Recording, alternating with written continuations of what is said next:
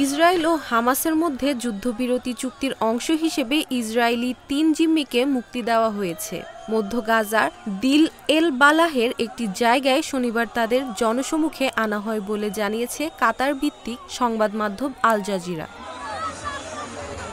পরে জিম্মিদের আনুষ্ঠানিকভাবে রেড ক্রসের আন্তর্জাতিক কমিটির কাছে বুঝিয়ে দেয় হামাস।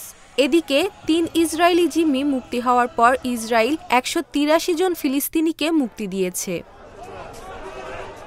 মুক্তি পাওয়া ইসরায়েলি জিম্মিরা হলো এলি শর্বি বা লেভি ও ওহাদ বেন ওমি। গাজা শহরে স্থাপিত একটি মঞ্চে তাদের নিয়ে হাজির হয় ফিলিস্তিনি স্বাধীনতাকামী গোষ্ঠী হামাসের কয়েক ডজন মুখোশধারী যোদ্ধা। বেন ওমি ও শরাবি দুজনকেই ২০২৩ সালের ৭ অক্টোবর হামাস নেতৃত্বাধীন হামলার সময় ইসরায়েলের কিব্বুৎজ বেরির কাছ থেকে তুলে নেওয়া হয়। সেদিন লেভিকে অপহরণ করা হয় নোভা কনসার্ট থেকে।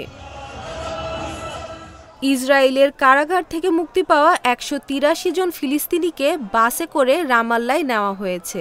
তাদের মধ্যে ১১১ জনকে ৭ অক্টোবরের অভিযানের পরে গ্রেপ্তার করা হয়।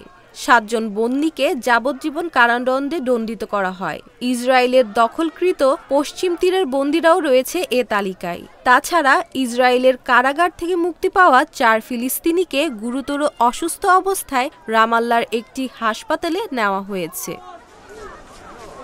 হামাস ৩ ইসরায়েলি জিম্মিকে মুক্তি দেওয়ার পর একটি দীর্ঘ বিবৃতি দিয়েছে। এতে বলা হয়, অপরাধী নেতানিয়াহু ও তার সেনাবাহিনী ৪৭১ দিনে যে পরম বিজয় চেয়েছিল তা ছিল বিভ্রম।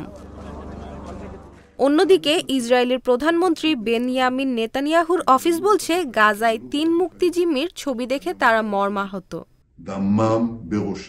গাজা শহরে স্থাপিত মঞ্চের সামনে শত শত লোক ভিড় করে।